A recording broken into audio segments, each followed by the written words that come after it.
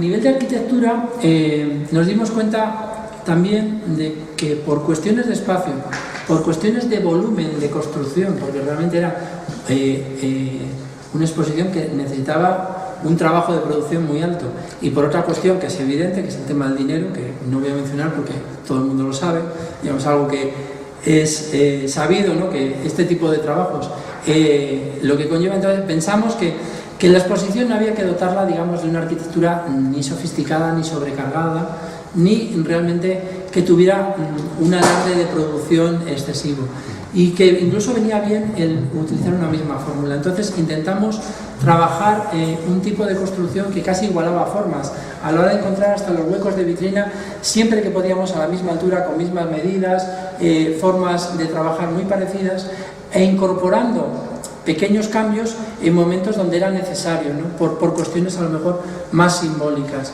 Entonces, eso se ve a lo mejor en otros ejemplos. Lo importante en este caso es sobre todo que nos dimos cuenta de que también era necesaria una cuestión que a veces siempre duele mucho, ¿no? Que es encerrar todas las piezas dentro de una vitrina. Esto parece de zoológico antiguo, ¿no? Dices, por favor, todo dentro de una vitrina.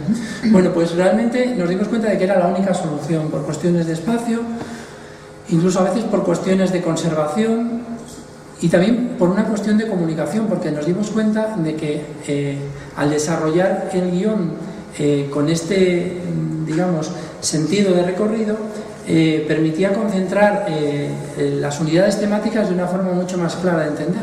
Aunque luego dentro tuviéramos cartelas explicativas para ideas autónomas, pero encerraba muchísimo más este concepto, sobre todo porque no siempre tienes esa distancia, ese espacio que en otro tipo de salas permite que dejes piezas, digamos, arrojadas, sueltas, exentas en medio de la sala, pero sepas que estés en una sala concreta.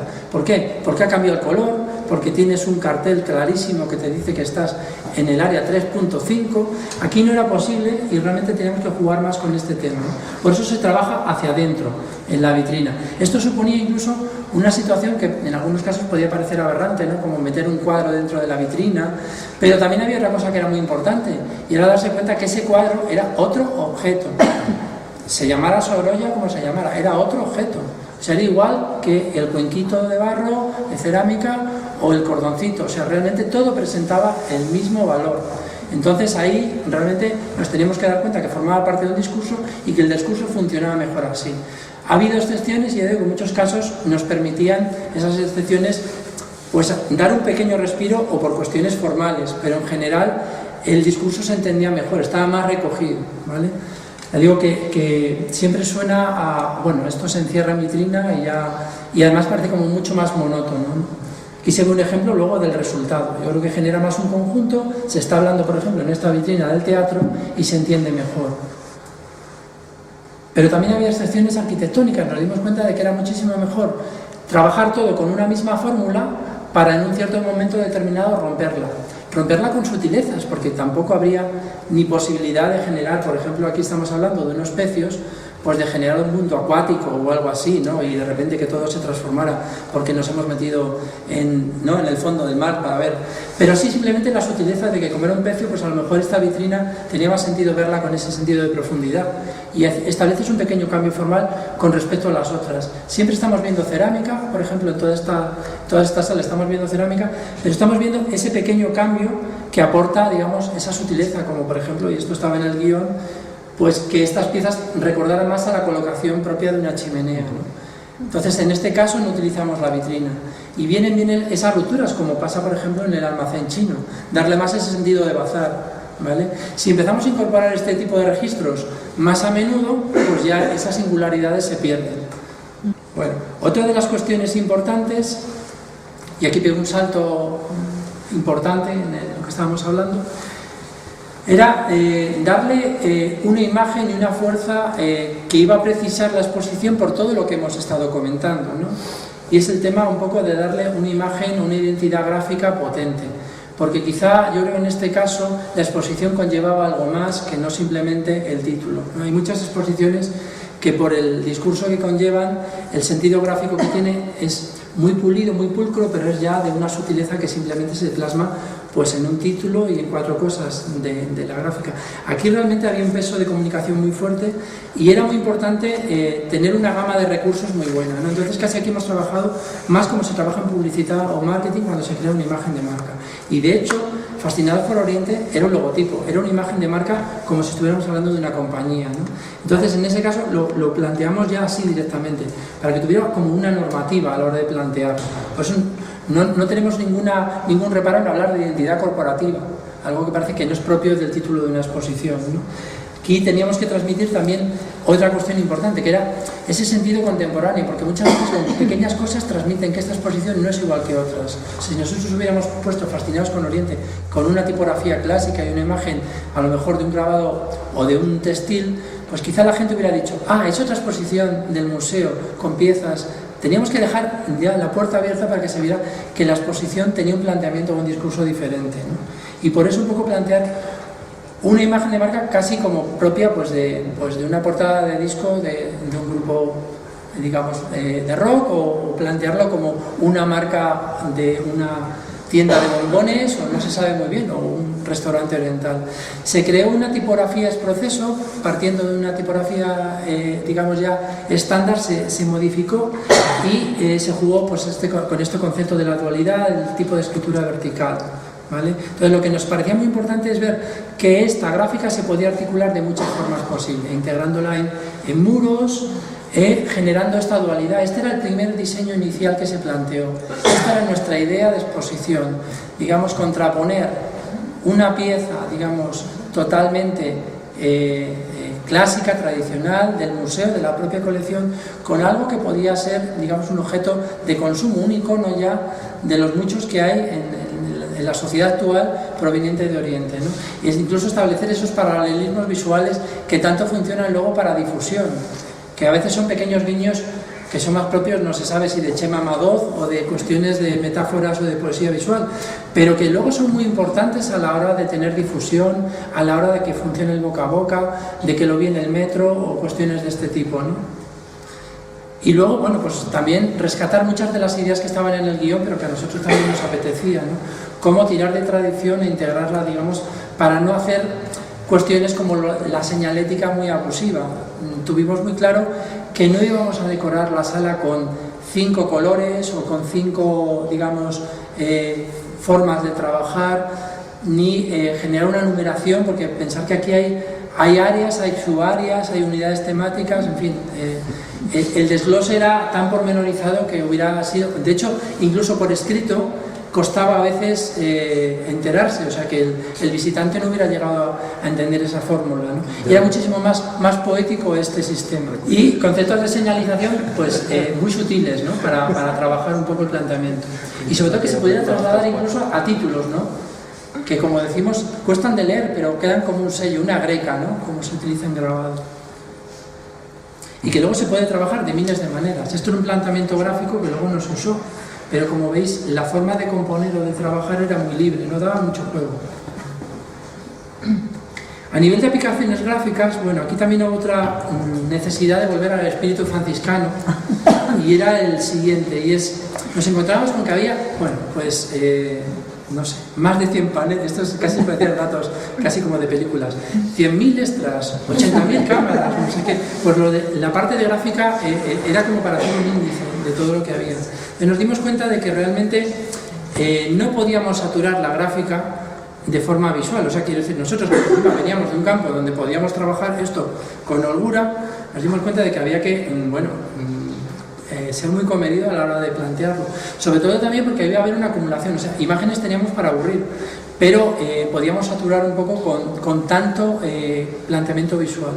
Entonces nos dimos cuenta de que la mejor fórmula era apostar por la visualidad, digamos, por la parte más potente, simplemente donde era más importante, quizá en los carteles de las áreas, e irla reduciendo a medida que nos acercábamos a carteles o a paneles mucho más pequeños, y que realmente había un mayor número de ellos, y que además estaban al lado de las obras, con lo que si les dotábamos de más diseño visual iban a establecer una competencia, ¿no?